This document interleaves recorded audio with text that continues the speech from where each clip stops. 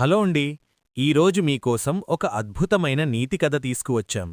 ఒక రైతు, ఒక బాతు, ప్రతిరోజూ ఒక బంగారుగుడ్డు. ఈ కథలో ఒక చిన్న ఆశ అతని జీవితాన్ని ఎలా మార్చిందో తెలుసా? అధిక ఆశ ఎంత ప్రమాదకరమో చెప్పే ఈ కథను పూర్తిగా వినండి. ఇది బాతు, బంగారుగుడ్డు కథ. ఒక ఊరిలో ఒక రైతు ఉండేవాడు. వాడి దగ్గర ఒక తెల్లటి బాతు ఉండేది.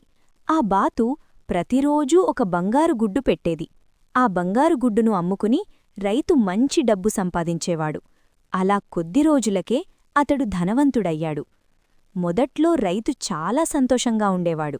రోజుకు ఒక గుడ్డు వచ్చినా సరే మన జీవితం బాగానే ఉంది అని అనుకునేవాడు. కాని కాలక్రమేణా అతనిలో ఆశ పెరిగింది. ఒకరోజు అతని మనసులో చెడు ఆలోచన వచ్చింది. ఈ బాతు రోజుకు ఒక్క గుడ్డే పెడుతోంది, కాని దీని పొట్టలో ఇంకా ఎన్నో బంగారు గుడ్లు ఉండాలి. ఒక్కసారి దీన్ని కోసేస్తే అన్నీ ఒకేసారి దొరుకుతాయి. నేను ఒక్కరోజులోనే చాలా ధనవంతుడైపోతాను అని ఆశపడ్డాడు. రైతు తన భార్యతో ఆ విషయం చెప్పాడు. ఆమె భయపడి, అలా చెయ్యొద్దు, మనకు ప్రతిరోజూ ఒక గుడ్డు వస్తోంది గదా, ఆశపడకండి అంది. కాని రైతు ఆమె మాట వినలేదు. మరుసటి రోజు ఉదయం అతడు బాతును కోసేశాడు. కాని లోపల సాధారణ బాతు శరీరమే కనిపించింది. ఒక్క బంగారుగుడ్డూ లేదు. అప్పుడే రైతుకు తన తప్పు తెలిసింది. అయ్యో, నేను ఎంత పెద్ద మూర్ఖుడిని! ఆశతోనే నా అదృష్టాన్ని నేనే నాశనం చేసుకున్నాను అని బాధపడ్డాడు.